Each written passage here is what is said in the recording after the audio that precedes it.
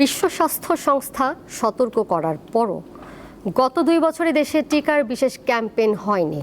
এছাড়া বিগত অন্তর্বর্তী সরকারের স্বাস্থ্য সেবার অপারেশন প্ল্যান বা ওপি বন্ধ করায় এর নেতিবাচক প্রভাব পড়েছে স্বাস্থ্য খাতে। সব মিলিয়ে সংক্রামক ও অসংক্রামক রোগ ছড়িয়ে পড়ছে দেশে। বিশ্ব স্বাস্থ্য সংস্থা এবং ইউনিসেফের তথ্য মতে 2024 সালে বিশ্বের বিভিন্ন দেশে হামের সংক্রমণ বেড়ে গিয়েছিল।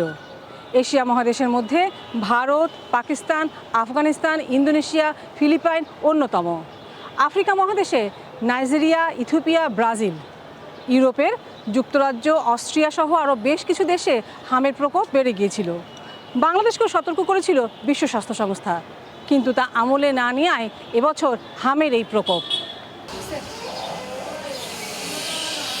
সংক্রমণ ঠেকাতে প্রতি 4 থেকে 5 বছর অন্তর অন্তর একটি বিশেষ টিকা ক্যাম্পেইন করে সরকার, কিন্তু গণ অভ্যুত্থানকালীন পরবর্তী সময়ে এই বিশেষ ক্যাম্পেইন করেনি অন্তর্বর্তীকালীন সরকার। কেন টিকা কেনা এই গাফিলতি তা জানালেন এই বিশেষজ্ঞরা। ইউনিসেফের মাধ্যমে টিকা কেনা হতো, সেই টাকাটা পুরো আমাদের global alliance for vaccine and immunization GAVI এরা দিত।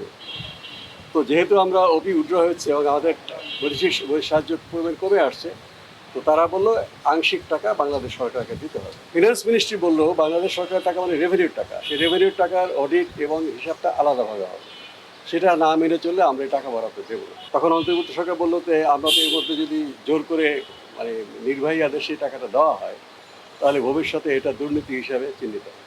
তারা বলে নির্বাচনের তারিখ ঘোষণা হয়ে গেছে, নির্বাচন হবে, নির্বাচিত সরকার এই ডিসিশন নেবে। তারা যদিও আমেরিকার সাথে চুক্তি করতে কোনো হেজিটেট করে না যে পরবর্তী নির্বাচন সরকার সাথে করুক, কিন্তু এই বিষয়ে তারা পরবর্তী সরকারের উপর ছেড়ে দিয়েছে। বিকল্প ব্যবস্থা না রেখে হঠাৎ করে স্বাস্থ্যের বিভিন্ন অপারেশন প্ল্যান বা ওপি বন্ধ করা হঠকারী সিদ্ধান্ত বলে মনে করেন বিশেষজ্ঞরা। আমার কাছে এটা হঠকারী সিদ্ধান্ত। এটা হয়তোবা সেক্টর প্রোগ্রামটা বাদ দেওয়া যেত, কিন্তু তার একটা এক্সিট প্ল্যান দরকার ছিল যে আমরা এটা বাদ দিতে চাই। প্রথমত কেন বাদ দিলে আমাদের যে প্রোগ্রামগুলো চলছে সেগুলো কিভাবে চলবে। আমরা হয়তো অনিয়ম চাই না, নিয়ম চাই, কিন্তু পুরো পরিকল্পনাকে বাদ দিতে চাই না। বাংলাদেশে কিন্তু অনেক আগের থেকেই আমরা প্রায় 80% বা 80% কোনো সময় 99% পর্যন্ত আমাদের কভারেজ ছিল টিকা দেওয়ার ক্ষেত্রে। কিন্তু আমরা যদি ধারাবাহিকভাবে গ্রাফটা দেখি, গত বছর 25 সনে এটা প্রায় 60%-এ নেমে আসছে।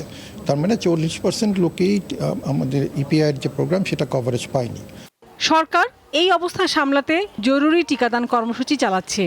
এই টিকার ফল পেতে আরও 2 মাস সময় লেগে যেতে পারে বলে জানান বিশেষজ্ঞরা।